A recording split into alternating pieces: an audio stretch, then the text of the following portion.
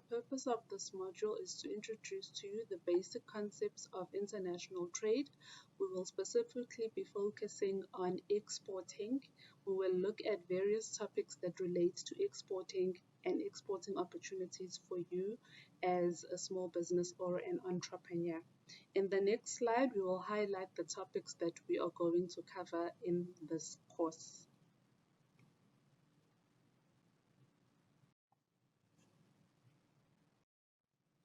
We're going to cover the following topics under Module 1. We're going to first of all define what is international trade. Then we're going to look at reasons why you can export. We're going to look at benefits or advantages of exporting.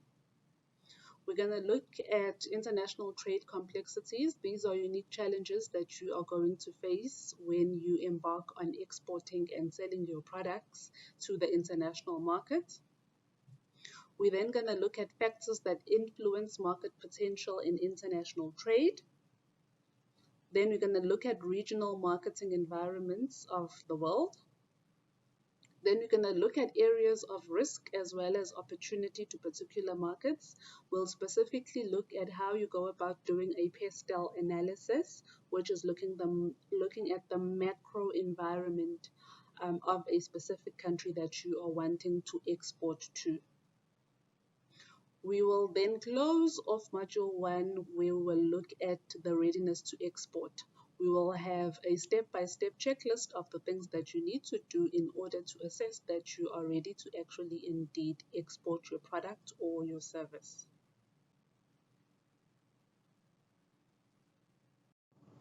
So let's firstly define what is international trade. International trade consists of both importing as well as exporting. It's buying, which is importing, or selling, exporting of goods and services on a global basis. What do we mean by importing? Importing is when we as a country buy goods and services from other countries. We are importing those goods. Exporting is when we as a country sell to other countries our goods and our services. For the purposes of this course, we will specifically be focusing just only on exporting and not importing. To export can be defined as trading of goods and service outside a country or a region. So it's selling our products or services to the international market. It's selling our goods and services outside the borders of our country. Exporting is a key aspect of international trade. It involves the sale, the purchase, the exchange of goods and services across national borders. Exporting is also a major contributor to economic growth. By exporting our goods and services to other countries, we are able to increase our gross domestic products, which is known as our GDP. We are also able to create employment opportunities while we are exporting our goods or our services to other countries. This in turn boosts the economic growth of our country. Hence why we need to encourage more entrepreneurs not only to rely on the domestic market, but to also export their products and service and sell it to the international market.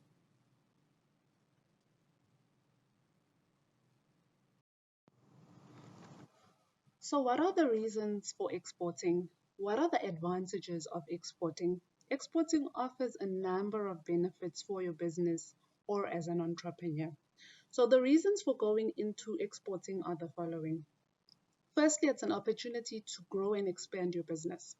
By growing and expanding your business through exporting, you are not only reliant on the domestic market, meaning you are not only reliant on the South African market, but you're able to sell your goods and your services to other countries in the world that can buy your product or your service, which means more customers for your business and greater revenue for your business. Another reason for exporting is to increase revenue as well as profits. Remember, you are increasing the number of customers, meaning that you are increasing your sales, which in turn could lead to increased profits for your business. Another reason for going into exporting is due to increased competition in the domestic market. If you're operating in an industry where there is increased competition, where there are many sellers and producers that are selling similar products to your product that you're currently offering, then it may be a good idea to find an international market that can actually buy your product or your service. Remember, when there is greater competition, it means that you have fewer customers and you're always competing against one another. So if you're operating in an industry where there's a lot of competition, then it's a good idea to also look into exporting to try and find other customers in other countries that would want to buy your product or your service. Another reason for going into exporting is to offset the lack of demand for seasonal products. If you are an entrepreneur or you have a business that is reliant on seasonal products that only sell within a specific season, whether in winter or in summer, and doesn't sell throughout the year, then it's a good idea to always find an international market.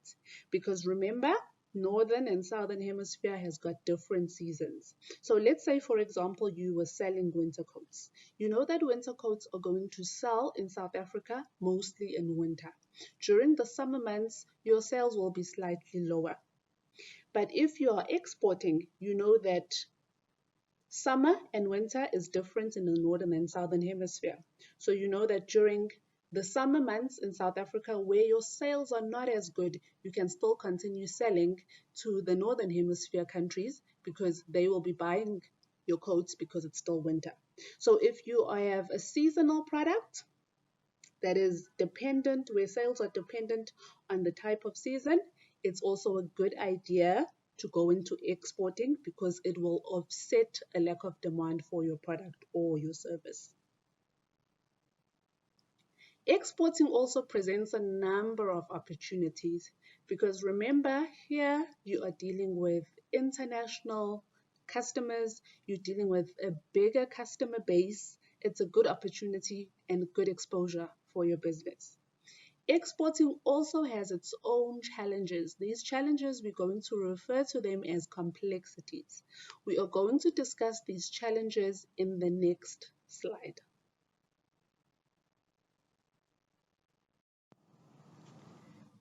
So entering the international trade space presents a number of complexities for you as an entrepreneur.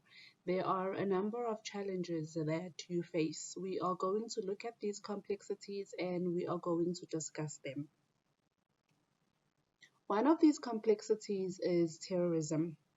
After the September 11 attacks in 2001 in America, international trade was affected negatively because most countries could not trade with other countries due to the terrorist activities. Now, terrorism affects the safety of a country and it also affects the cost of doing business with that country. So if a country has got a high level of terrorist activities, it's definitely going to cost you more to do business with that country because it's not safe to be doing business within that country. So when you are selecting a country to export to, be mindful of the terrorist activities within that country and how terrorism actually affects that specific country. So terrorism affects international trade negatively. It's a threat to international trade. Crime is also another challenge that you experience as a result of exporting. For example, if you are going to be transporting your goods via the sea, in certain countries, those ships may be taken over by pirates, meaning that they could take over your cargo, take over your product, and that's a loss for you as the business. Meaning that if you are going to be shipping via the sea to high risk areas, it could be higher cost in terms of cargo insurance for you as a business. So be mindful of the level of crime in the country that you are wanting to export your product or your service to, as this may be an additional cost to you when it comes to insurance fees. Another complexity is what we refer to as shipping costs. So shipping is how you're going to be transporting your goods to the foreign markets. So you can ship or you can transport using the air or the sea. So each of these two has got its own advantages as well as disadvantages. You need to analyze which one is suitable for your product. Remember, certain products are more suitable for air, for example, perishable products, because they do not last long and they need to be transported quickly, hence you would use the air. Be mindful also of cost. Remember that it may be costly to use air as opposed to using the sea. So look at the characteristic of your product, look at the destination where you are shipping the product to, and then look at which one is more feasible, then select which of the two modes of transport is suitable to transport your product or your service. When it comes to exporting, you need to prepare a number of documents. For example, you need to have contracts between you and the agent that is going to be exporting on your behalf. You need to have documents that relate to transportation. You need to have custom clearance and payments documents. You need to have export permits. You need to have export certificates. So all of this documentation, you must know how to complete it. You must also know about the relevant documentation before you actually start to export. The most important thing when it comes to exporting is finding a market, finding an overseas market. So how can you find an overseas market? You need to conduct market research into foreign markets, analyze these foreign markets to see if there's demand for your product or service. Also look at the level of competition in these foreign markets. Remember, you don't want to go into a market where there's already a large number of producers and sellers and where there is no demand for your product or service, because you're not going to generate enough sales. You can use government agencies because they also conduct market research in terms of finding markets and opportunities in overseas markets. You also need to look at things like licensing and property rights.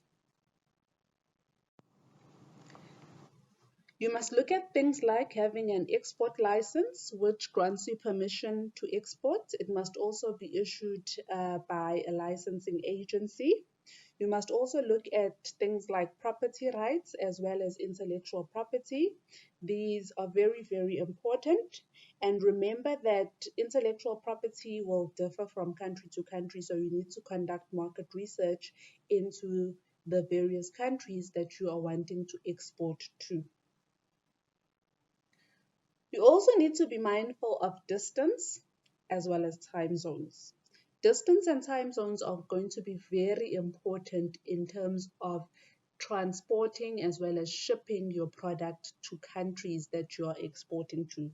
Remember that different regions will have different time zones, and the date and time are going to be affected as a result. So it's important when you're exporting to be mindful of the different time zones, because you are going to use the date and time to calculate certain costs. And if you make certain mistakes in terms of your time zone, your date and time, this can cost you as an exporter.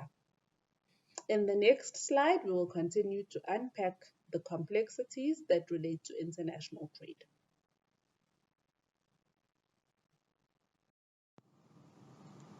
In continuing with the various international trade complexities and challenges, these are additional international trade complexities that you may face as an exporter. Climate. So countries have got different climates. So you have countries that have got very dry climates, very wet climates. You need to take this into consideration. If you are going to be exporting perishable products like food, like fresh fruit, then climate is definitely going to affect you. Remember that if you are going to be exporting things like fruit and you're exporting them to very, very hot countries, with a climate that's very, very dry, you need to be mindful how you are going to package, how you're going to transport those products, because they may be damaged if the climate is very, very hot and they're not packaged appropriately and they're not put into refrigerators. So be mindful of the climate when you are selecting a country that you're going to be exporting to. Also look at your product that in relation to the climate. Is it going to be suitable for that specific natural climate that you are exporting to? Culture, language, religion, values, and attitudes. Now, countries are different because they've got different people. These people have got various different cultures, language, religions, and values. So, when you are marketing your product or your service, be mindful of the various different cultures, the various different religions. Remember, in certain religions and in certain cultures, they may not consume certain foods, they may not consume certain goods due to certain religious beliefs. So when you conduct your market research, be mindful of the culture as well as the religious attitudes. Education is also another factor that you need to consider. Remember that the level of education will differ across countries. So when it comes to labeling your product or your service, be mindful on how you label it in terms of the level of education. Can people read and write? What are the levels of literacy amongst the population that in the country that you're exporting to? So be mindful of the level of education. Also be mindful of social organizations within the countries that you export to. Remember that in certain countries, there are certain roles that are assigned to women. There's also class systems. There are certain roles that are assigned based on gender. So be mindful when it comes to your marketing and how you package those products. Try and understand those social organizations within those countries.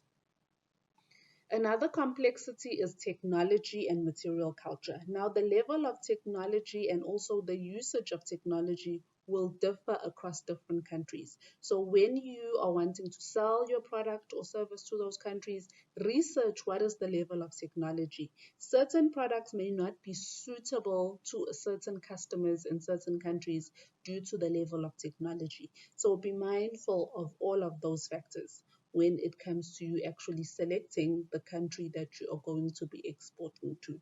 In the next slide, we will continue to unpack more complexities that relate to international trade. Remember that each country is unique, each country is different. So each country will have its own unique laws and it will also have its own unique political environment or landscape. For example, Western countries and certain European countries will be more market driven, they'll be more liberal, they'll be more democratic, and most of their laws will be based on democracy, neoliberal policies.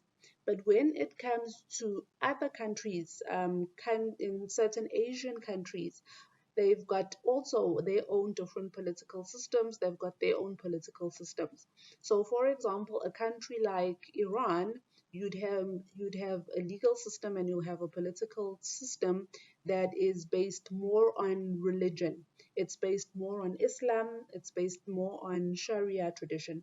So, as an exporter, you need to make sure that you understand the laws as well as the political environment of that country that you're wanting to export to, so that you know how it is going to affect you as a business wanting to go into that country. You must also be mindful of what we call our aesthetics. Aesthetics refers to or relate to things like your senses. They relate to smell, taste, ambience, appreciation of artistic nature, For example, in certain societies, there's appreciation for beautiful designs, certain things that are fashionable. An advert needs to be delivered in good taste. Now, aesthetics are difficult to understand as an exporter. That's why you need to conduct research. What may be beautiful in one country, what may be pleasing in a certain culture or country, might be offensive in another. So you must make sure that you conduct your research in order to understand that country or your international market. Now, various countries will have their own business culture. They'll have their own ways in how they conduct themselves in terms of business practice. Business practice includes culture, ethics, competitiveness. As an exporter, you need to understand the business practice of the country that you're wanting to export to. You must also analyze the financial matters and the infrastructure of the country that you are wanting to enter and export to. So to enter the international markets as a business, you need to also have what we call a financial, as well as you need to have the necessary infrastructure. So you must make sure that you've analyzed your costs in terms of how much it is going to cost you to actually start to export. You need to understand various costs such as your export cargo insurance. You also need to understand that when you're exporting, you may require additional machinery, you may require additional infrastructure, and you must make sure that you factored those costs beforehand before you actually start to export. So there's a number of ways, there's a number of structures that you can use to actually enter the international trade space and begin to export. Firstly, you can use the internet. You can simply have a website where international customers can purchase products and services over the internet using your website. And maybe the product is shipped or is couriered to the customer that makes the purchase. Here you can use e-marketing to actually enter the international trade space. You can then also use exporting. Now, exporting can be direct or indirect. So direct exporting is where you're going to sell directly to the foreign markets. Indirect exporting is where you're going to use an agent. You're going to use an agent that is going to handle exporting on your behalf, and they are going to be claiming a commission on sales that they generate. You could also use what we call as licensing. Licensing specifically refers to where you can create a franchise. You can create various franchises in different countries. A typical example would be our fast food outlets that we have here in South Africa. Most of these fast food outlets are actually, some of them are American, but we have brands like McDonald's that are here. They are international companies, but through licensing, they are able to export their products and the services that they have to various different countries. So you can use licensing. So how does licensing works? It's when your organization is going to charge a royalty fee for the use of the name, the brand, the technology, and the expertise as well. You could also use what we call our international agents or distributors. Agents can be organizations or they can be individuals. They are contracted to your business to market your product or your service to a specific country, but they don't take ownership of the product or service. They're also going to claim a commission on the sales that they generate. Distributors are also like agents, but the major difference is that distributors do take ownership of your product or your service. You could also enter into what we call our strategic alliance. Strategic alliances is partnering with other organizations within the country that you're exporting to. So how can you partner? You can partner and share manufacturing space. You can partner in terms of research and development arrangements. You can partner in terms of distribution alliances. You can also partner on marketing agreements. You still remain independent, but you partner in certain areas just for you to reduce certain costs in terms of entering that international market. You could also go into what we call a joint ventures. Now, joint ventures is where you are going to set up a new company. So your company is going to partner with another organization or with another company in that specific country that you're going to be exporting to, and you are going to divide the ownership of the new company between the two of you. So you could also enter into joint ventures in order to actually enter the international trade space. You could also choose to set up a plant in the country that you're going to be exporting to. So for example, let's say you are a manufacturer of clothing. Instead of exporting completely finished goods and products for your clothing, you can set up a factory that is going to create or manufacture the clothing in the country that you are exporting to. So that is overseas manufacturer and international trade subsidiary. So you could also set up a plant in the country that you're going to be exporting to. You could also use organizations such as World Trade Point as well as World Trade Organization in terms of entering the international trade space or on beginning to actually export your goods or your service. So you must select the structure that is going to be most suitable and appropriate for your business. And you must also understand the advantages as well as the disadvantages of using a certain structure.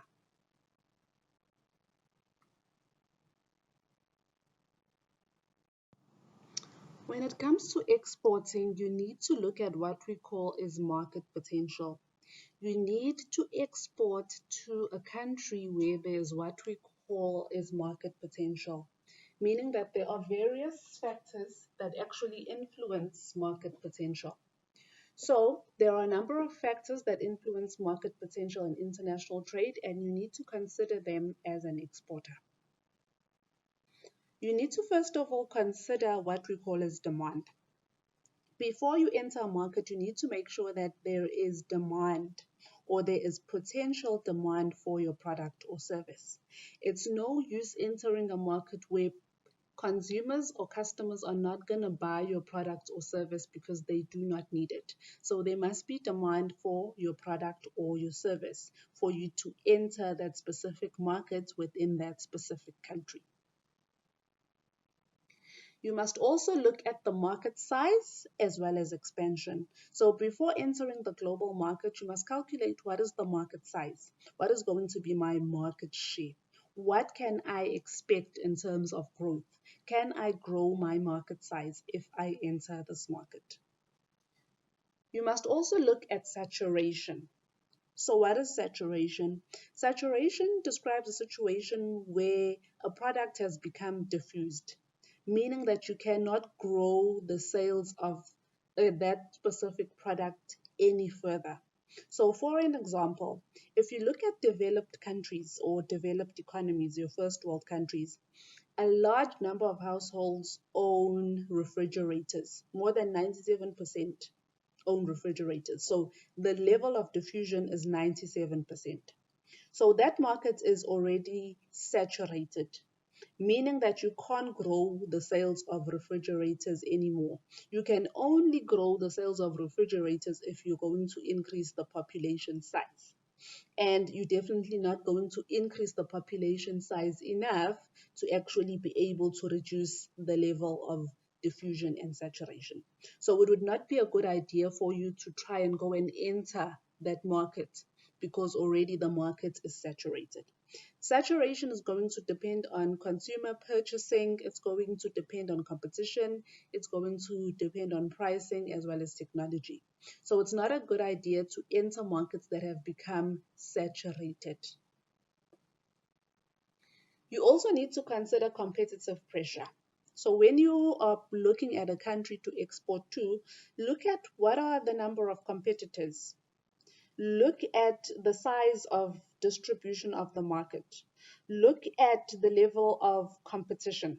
Okay, competition is going to be the toughest where there is a large number of domestic companies that dominate the market because they're going to prevent you from entering that market. So try to find industries or try to find products that are not as competitive because it's going to make your life easier as an exporter to actually enter those countries.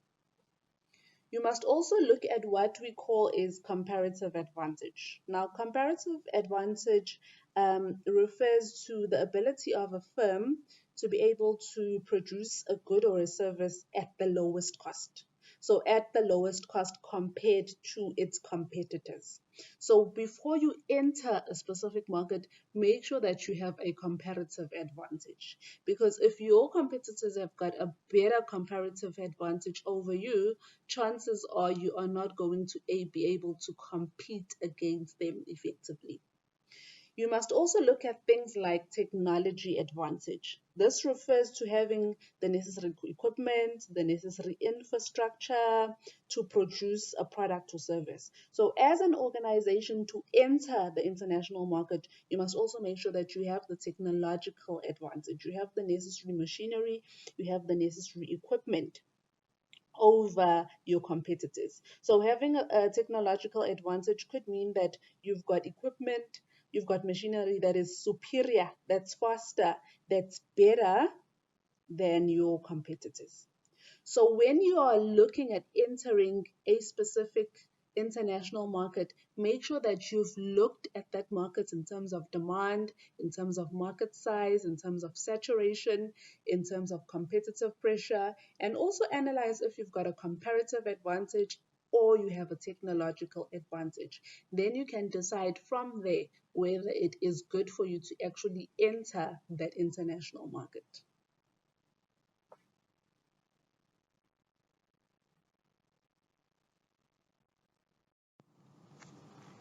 To encourage international trade and to encourage trade amongst countries, there are a number of organizations that have been formed by different countries. These organizations assist to make exporting and international trade easier and also to encourage countries to trade amongst one another. Remember, in certain countries, they may be able to produce certain products more quicker, more cheaply, so it makes sense for them to sell them to other countries at a lower cost and pass on those savings. So here we're going to discuss what are trade blocks, and we're going to speak about two types of trade blocks. So what is a trade block? A trade bloc is an organization that is going to be formed by a group of countries, a group of member states. So it's an intergovernmental agreement between various countries, part of regional intergovernmental organization where regional trade barriers, tariffs are removed, reduced, eliminated amongst participating states. So certain member countries will come together and agree that they are going to reduce tariffs or they're going to remove them completely when they are trading with one another in order to encourage trade amongst the member states. Member states will also incur certain benefits as a result of being in a trade bloc. So we have two types of examples of a trade bloc. One of them is a customs union.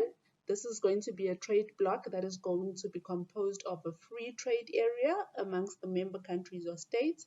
Participating countries set up what we call is common external policies. So it's a group of member states that are going to come together, removal of tariffs, and have what we call is a free trade area to actually make trading amongst the two countries easier. We also have what we call is an economic union, which is also an example of a trade bloc, which is composed of common market, but with a customs union. the participant countries have got common policies on product regulation. There's also freedom of movement of goods across the borders. There's also freedom of movement for factors of production. And the purpose of this trade bloc is to actually increase economic efficiency. Examples of trade blocs includes things like your North American Free Trade Agreement, which is called NAFTA, which consists of countries in North America. There's also a European Union, which is made up of European countries that enjoy certain favorable conditions when they are trading with one another. So those are just a few examples. Remember, trade blocs are there to assist member states or member countries. They are there to make the international trade process and exporting more easier. So what you need to do as an entrepreneur, you need to look at which trade blocs South Africa is part of. Because when you are able to analyze which trade bloc South Africa is part of, you can find out which countries are part of that trade bloc and you can try and export to those countries, as the process is going to be more slightly easier as a result of being part of that trade bloc.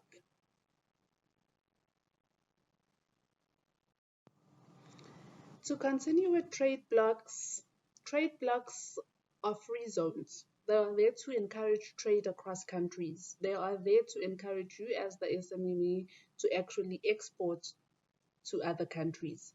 A formation of a trade bloc involves a trade agreement on tariffs, trade, and taxes. So there needs to be an agreement in place between the member countries or the member states with regards to the removal of tariffs or the reduction of tariffs or taxes that are incurred when you are exporting.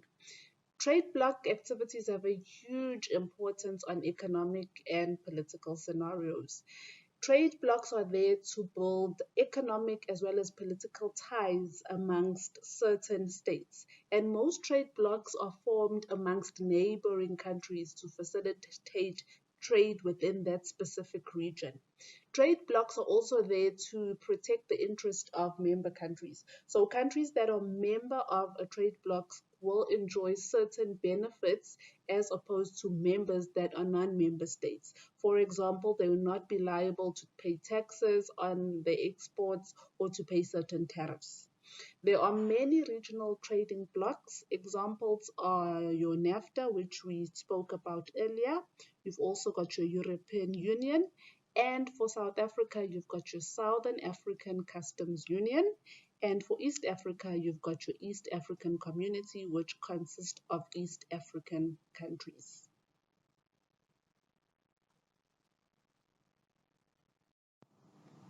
So trade blocs are good. They present a number of advantages, but they also present a number of disadvantages as well. Some of these advantages include the fact that there's the removal of tariffs, which means that consumers are able to purchase products at a lower price, which is an opportunity for the exporter. There's also an increased specialization in trade as a result of economies of scale and a decrease in production costs. Remember that if we've got certain countries within the trade bloc that are specialists in producing a certain product and are able to produce it at a lower cost, then that country is able to specialize and produce that product because they're able to produce it at a lower cost than compared to other member states. Trade blocs also lead to an increase in foreign direct investment as a result of the trade bloc, the benefits of economies of the participating countries. This lowers the cost to manufacture locally, so certain costs are lowered with regards to production as a result of being part of a trade bloc. The disadvantages of being part of a trade bloc are going to be the following. A country may lose its sovereignty or its independence as a result of joining the trade bloc. Remember, certain trade blocs become more powerful and may threaten the sovereignty or independence of the country. Trade blocs increase interdependence on economic performance in other countries in the trade bloc. So, for example, if the Eurozone goes into a recession, it's going to affect all the countries that are part of the Eurozone. So what happens in one country that is part of the trade bloc begins to affect all of the other countries, and there's a ripple effect. Another disadvantage would be joining a customs union may lead to increased import tariffs, which can lead to trade diversion. Okay, so an example that we have here is when the UK joined the EEC customs union, it's required higher import tariff on imports from former Commonwealth countries. So there are a number of disadvantages that can result that can happen as a result of joining a trade bloc as a country. But there are also a number of advantages and opportunity that are presented as a result of being part of a trade bloc. Entering the export market or the international market presents a number of risks and opportunities. Within various international markets, there's risks and there's opportunities. So as an exporter, you need to analyze what are your risks, what are your opportunities. So how do you go about analyzing your risk and opportunities? You can use what we call is a SWOT analysis and what is a PESTLE analysis. So export involves risk. This means that your business may suffer losses if it enters the export market. However, there's also an opportunity to make profit.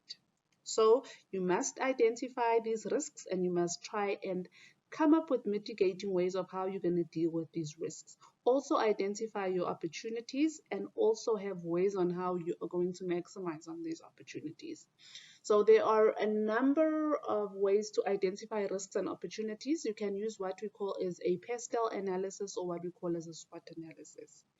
PESTLE analysis is where you look at your external environment, which we call is your macro environment. So you look at the political, the economic, the social, the technological, the legal, and the ecological environment.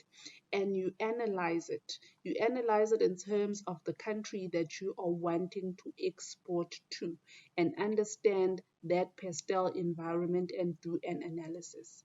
You could also do what we call is a SWOT analysis, where you analyze your organization's strengths, weaknesses, opportunities, and threats.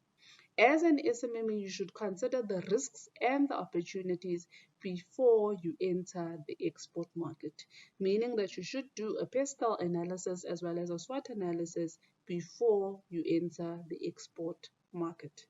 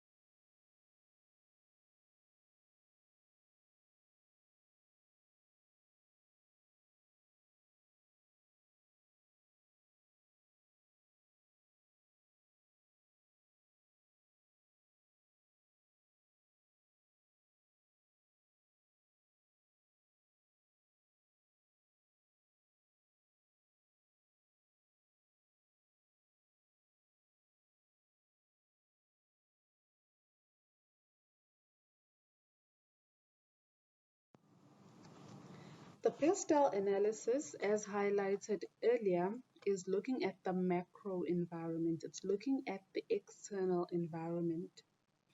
Remember that as a business owner or as an entrepreneur, you cannot control what happens in the macro or the external environment. We are going to look at the first few sections of PESTLE on the slide. We're going to look at the political as well as the economic environment. So when you've identified a certain country or a list of countries that you would like to export to, you need to conduct a PESTLE analysis. From this PESTLE analysis, you can either have what we call threats or opportunities. So in the political environment is going to refer to things such as government legislation, government laws, the type of government that country has. So questions that you can ask yourself or questions that you can research on that specific country. First of all, you need to look at what we call is political stability. So how stable is the political environment of that country? Remember, you don't want to go into a country where the political environment is fairly unstable, as that is going to cost you as a business. You also need to look at what are the taxation policies, what are the laws when it comes to tax, because this is going to affect your tariffs as well as the taxes that you're going to have to pay. You also need to check if that specific country is part of a trade bloc. Does it have trade agreements? Is it part of the EU? Is it part of NAFTA? Because remember, if it's part of a certain trade bloc and you're also part of that trade bloc, there are certain benefits that you can incur as an exporter. You must also look at what is that country's foreign trade regulations. What are its laws in terms of exports or international trade? Also look at what's the country's social welfare policies, as this can influence the type of product or service that you are wanting to sell. When it comes to the economic environment, you need to analyze the economic environment of the country. So you need to analyze all factors that relate to the economy. You need to look at things like the country's interest rates that they're charging. You need to look at the level of inflation in that country. You need to look at the possible growth rates of the market. You need to look at what are the local employment levels among the citizens. You also need to look at things like their gross domestic products, their GDP. Also look at what is the current exchange rates. Also look at the type of currency that country actually uses.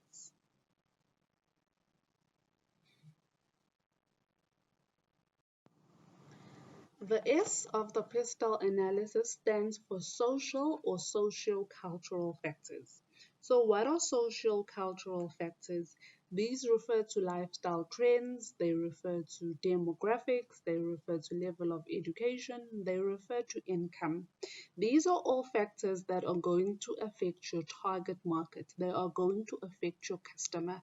And you need to be able to understand all of these factors so that you create a product or a service that is going to fit the social cultural factors of your target market. So when it comes to social cultural factors, you need to conduct research on social cultural factors of that specific country and also of the specific target market that you're going to be targeting there. So you need to understand what are the local lifestyle trends, what are the demographics in terms of age, gender, income, what are the dominant religious beliefs, what influence consumers' attitudes and opinions, what is the attitude of the population towards work and towards leisure, as all of these impact greatly on the purchasing patterns as well as the behavioral patterns to certain products and services. You also need to look at the technological environment. Remember, when you are wanting to export to a certain country, you must make sure that the product that you're going to be exporting is going to be compatible. If it's a product that is going to require certain technological infrastructure, you must make sure that that country has got that necessary technology infrastructure. So questions that you can ask there when you're conducting research, you can look at to what level local government is funding industry research, what is the local government's interest focus on technology. You could also look at things that relate to intellectual property. You could also look at things like disruptive technologies.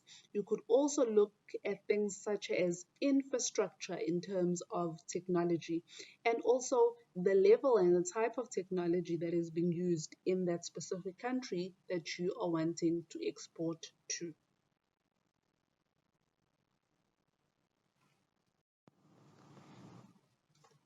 You also need to look at the legal and the environmental or the ecological environment of a specific country.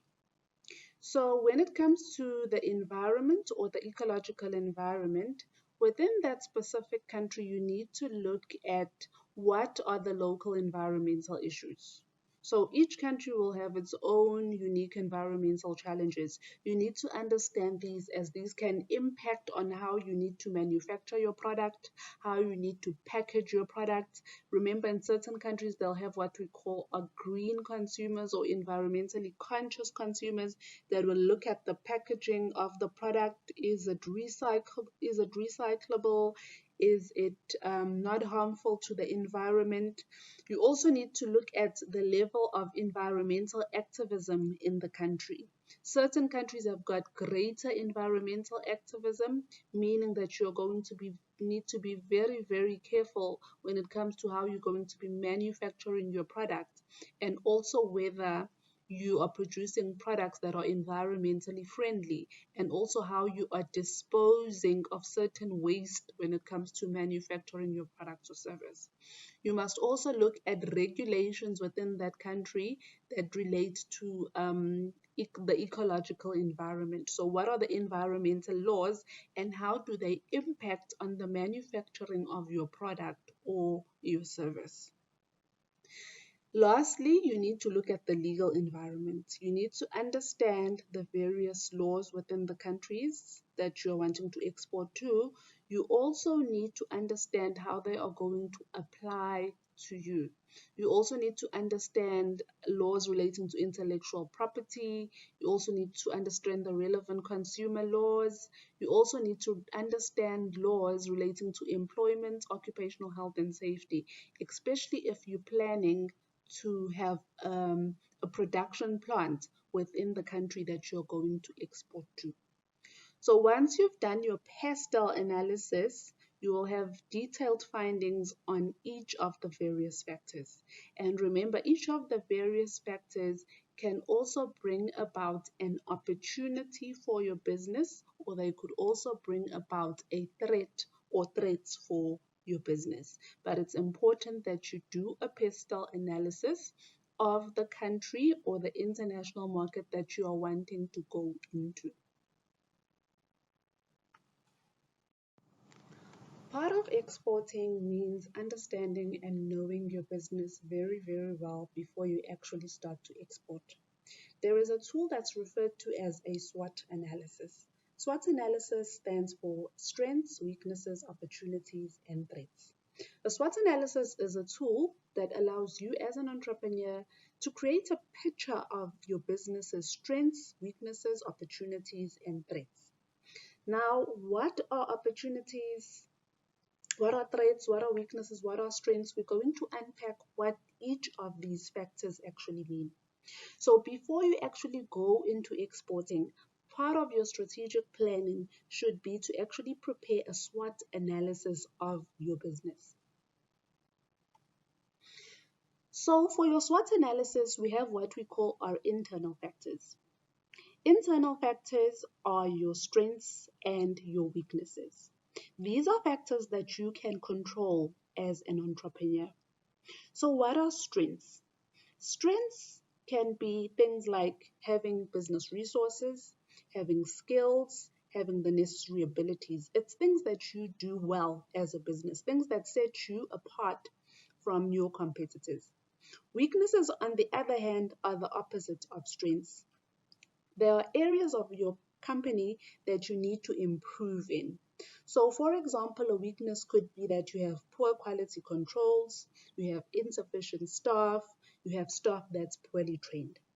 So, when you're compiling your strengths and your weaknesses, make sure that you look at your business and analyze which are the areas that we are good at that set us apart from our competitors.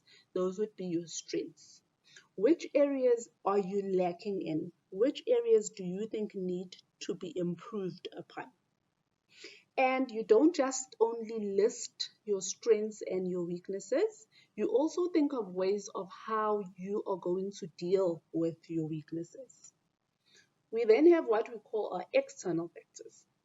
External factors you cannot control. They are not within your environment as an entrepreneur. External factors come from the macro environment. They come from outside forces or the outside environment. The external factors refer to your opportunities and your threats. So what are opportunities? Opportunities are going to be situations and your threats. So what are opportunities? Opportunities are going to be situations in the external environment that the business can exploit. So an example of an opportunity would be identifying and targeting a new business sector, finding a new market for your business. A threat are situations, again, also in the external environment which the firm cannot exploit, and hence a threat is harmful to the business. And so an example of a threat would be increasing competition in your industry. That's a threat to you because it's taking away customers from your business. So you must have ways of how you are going to maximize on your opportunities, but also how you are going to deal with your threats. So how do we do a SWOT analysis? You conduct a SWOT analysis with a team of your employees. If you're the only person in your business, then you'll have to do the SWOT analysis on your own. You may seek external assistance while compiling your SWOT analysis. A SWOT analysis, in essence, is like a brainstorming session. You sit down as a group and you brainstorm ideas as to what are our strengths, what are our weaknesses, what are our opportunities, what are our threats. Once you have all of that information, you then incorporate it into a SWOT analysis. And then you use the SWOT analysis as part of your planning, as part of your strategic planning. You also have an action plan of how you're going to address weaknesses, opportunities, as well as threats. So when do you do a SWOT analysis? SWOT analysis can be done at any stage of the business, whether it's when you're starting a business, whether your business has matured, whether you're wanting to now venture into exporting, you can do a SWOT analysis. But your SWOT analysis needs to be reviewed. It needs to be checked annually because remember, your environment in which you're operating in is constantly changing each and every year. So there may be certain areas of the SWOT analysis that you may need to change. So SWOT analysis and exporting. Before you go into exporting, you need to have conducted a SWOT analysis. The SWOT analysis is going to assist you to actually plan for your export. It's going to assist you to identify areas that you're good at, and it's also going to assist you to identify areas that you are not so good at, so you are able to deal with those. A SWOT analysis is also a useful method that summarizes information that you're generating while you are planning for your exporting.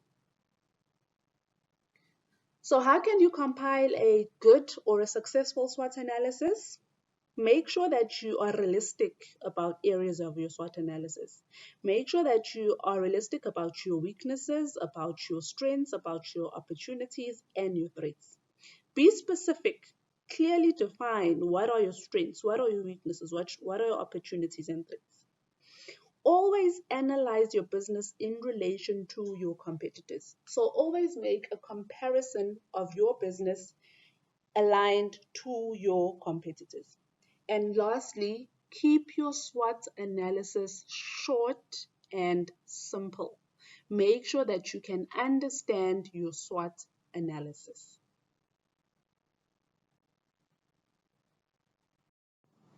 To practice what we've discussed with regards to SWOT analysis, we would like you to prepare your own SWOT analysis for your business. So you're going to complete a SWOT analysis for your business under each of the areas under strengths, weaknesses, opportunities, and threats. Make sure that you list at least 4 items under each one. Then detail how you are going to address your weaknesses as well as your threats. This is going to assist you in compiling an action plan that is going to assist you in terms of actually dealing with the weaknesses as well as the threats that you are currently facing in your business.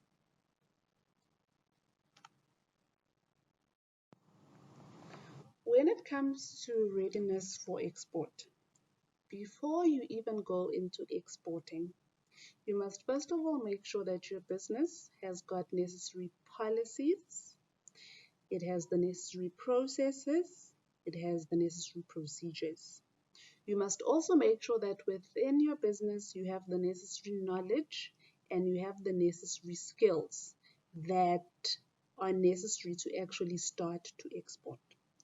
So make sure that you have those in place. So how do we assess whether you are actually ready to export? So you assess export readiness by going through the following steps. So as a business, you need to do the following to assess your export readiness. First of all, you need to do what we call is country identification.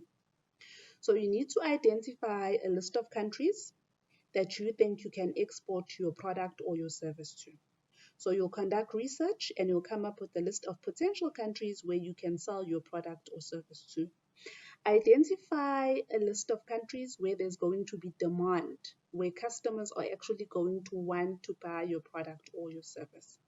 When you identify your countries, be mindful of the country's political as well as economic stability or instability, because that is going to affect your business as well. Remember, you want to go into a country where the climate to actually do business is actually favorable for you. Once you've identified the list of potential countries where you can sell your product or service to, you then move to the next step, which is called preliminary screening. Under preliminary screening, you are going to score the list of countries that you generated earlier. You're going to score each country based on macro factors. What are macro factors? You're going to score each country based on the economic, the political, the social, the technological, the legal, and the ecological environment.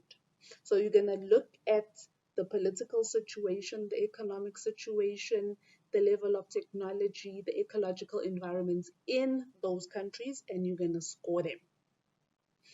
While doing the scoring, you are eliminating countries where you think that the political environment, the economic environment is not actually conducive for you to actually do business. You then move on to the next step. Remember, at this step, you've got a fewer list of countries because you are eliminating at each step. You're now going to do what we call as in-depth screening. Here you should have a shorter list than at the previous step. What you're going to be doing here now is you're going to be assessing the countries in terms of feasibility. So you're going to look at each country whether it actually makes financial sense to actually export to these countries. Here you're going to look, for example, at how much you are going to be charging for your product or service to these countries or to the customers in those specific countries. How you're going to distribute your product or service in these countries. You're also going to look at how you're going to communicate with your customers or your target markets in these countries. You then move on to the next step, which is the final selection. Here you should have a short list of potential countries, but on this list now, you are also now going to do scoring as well. But your scoring is going to be based on the level of competition. You're going to look within those countries, what is the level of competition within your specific industry? So you're going to look at competitors within those countries and you're going to score the different countries. Once you're done with that, you are then going to move on to the next step, which we call direct experience. Direct experience is where you are going to now visit the list of potential customers, the list of potential countries that are left on your list. Why do you have to visit these countries, you may ask? You visit them to experience the culture, to also experience how they actually do business. So it's important that you visit these countries so that you are able to immerse yourself into the culture as well as the business practices of those countries. So it's not just enough to do all of those steps. You also need to check what we call our pricing influences. Now, when it comes to pricing for exporting, there are a number of factors that are going to influence how you price. First of all, you're going to need to take into consideration how much it costs you to make the product. You're going to need to consider how you're going to distribute and market the product. You also need to consider whether you are going to have a production plant within the countries that you are going to be selling to, or you're going to remain in your domestic country and sell the finished product. That's going to influence your price.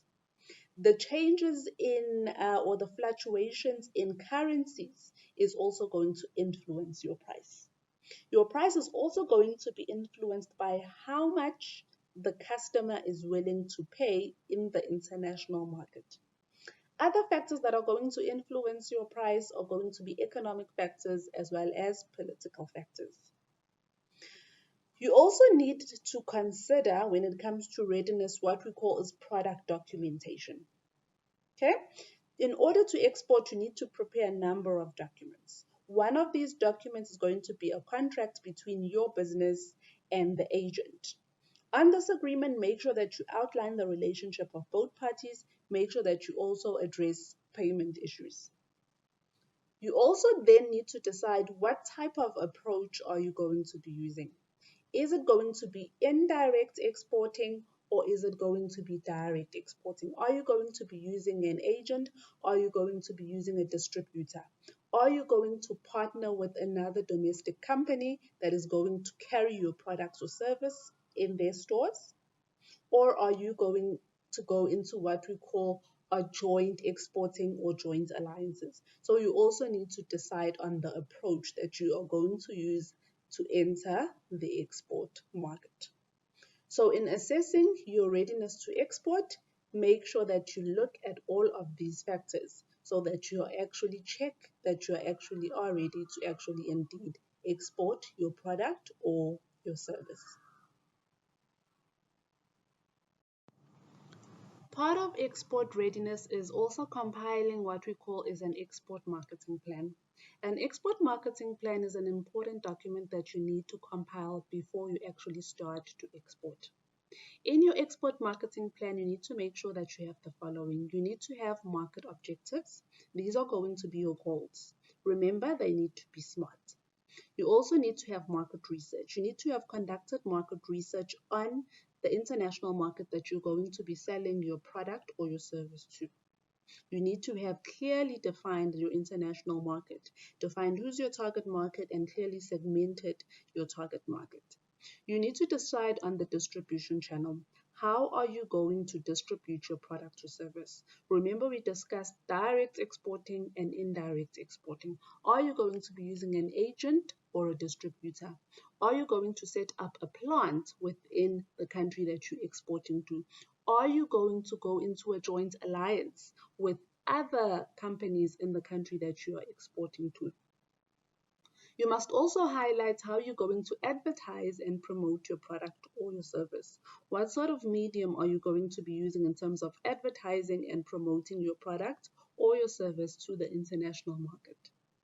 You also need to detail how you are going to segment your target market. How are you going to divide your target market in terms of geography, in terms of um, psychographics, and in terms of the various different market segments. You also need to decide how you're going to position your product or service. You also need to define what are going to be your product features, what are going to be your product characteristics. And you also need to detail how is it that you're going to be pricing your product or your service. Before you enter the market, make sure that you've compiled your export marketing plan and you've conducted enough research to actually compile your export marketing plan.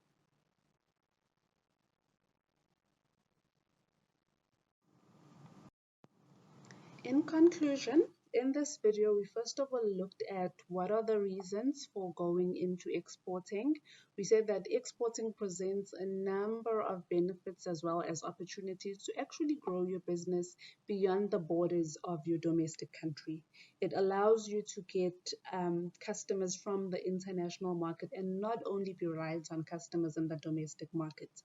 We said that international trade, specifically exporting, has also got a number of challenges. We refer to those challenges as complexities. And we said that you need to assess those complexities before you actually venture into the export market. We spoke about various complexities and challenges relating from terrorism, relating to shipping complexities. There was various challenges that you face as a result of actually entering the export market, and you need to understand those challenges. As an SMME, we also say that you need to understand the macro environment of the country that you intend to export your products and services to. We spoke about understanding the political, the economic, the social, the legal, as well as the ecological environment. You needed to analyze it before you actually start to actually sell your products and services to that country. We also looked at export readiness, and we said that in assessing your export readiness, you needed to first of all identify a list of countries that you are wanting to export your product or your service to. You then needed to screen the list of countries so that you come up with a shorter list of countries that you could now then say they are your potential customers that you are going to export your products or services to. We also spoke about pricing. We spoke about factors that influence pricing for that influence pricing when it comes to exporting. We also spoke about product documentation. You needed to have the necessary documentation in order to start to exporting. And then lastly, we said that it's important that you prepare an export marketing plan. We said that you need to prepare this export marketing plan before you actually start to export. So the purpose of the module was just to introduce to you the basic concepts of international trade, specifically focusing on exporting.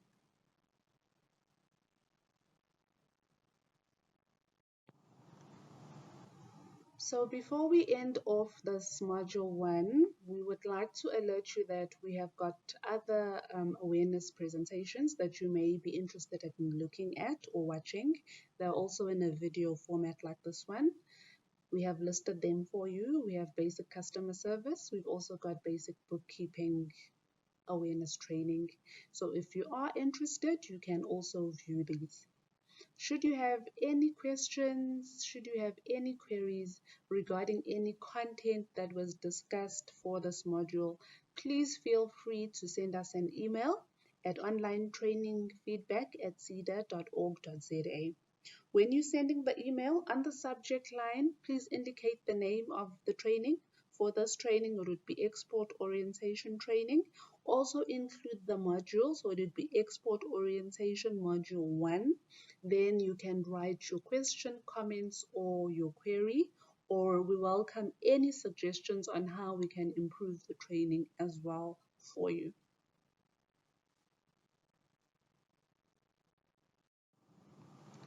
This then brings us to the end of this video. Thank you very much for listening and watching.